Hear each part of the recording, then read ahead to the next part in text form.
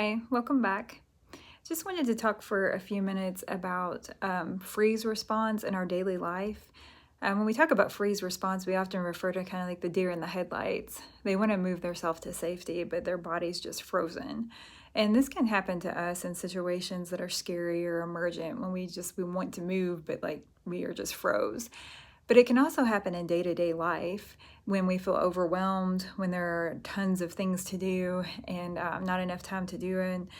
We can just freeze up. So if you've ever been in the situation where like you were planning for a party or you had a lot of schoolwork to get done or something was going on like that, and instead of doing anything, you just scrolled or you took a nap or you watched TV, this is an example of like the freeze response in everyday life. We do this when we become overwhelmed. Another reason we do it is because we feel like everything needs to be perfect, or that there's a fear of failure.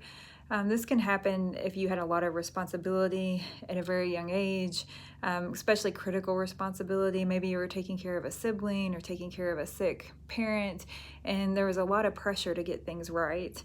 It can also happen when people receive love and validation based on performance and not based on, who they are.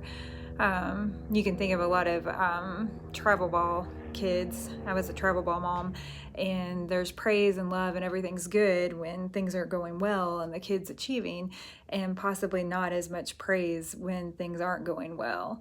So people tend to learn that their values and what they can produce, what they can accomplish, and how perfect they can be instead of just being themselves.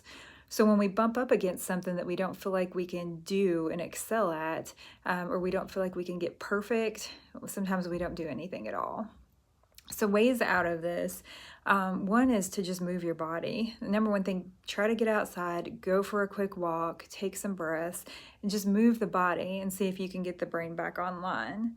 Another thing with moving the body is you can just kind of literally try to shake it out by just kind of shaking your hands out on both sides. Anything to get things moving. And thirdly, EFT tapping meditations are excellent for this. And I just put one up on the YouTube channel. If you want to check it out, it can also help you move out of that freeze state.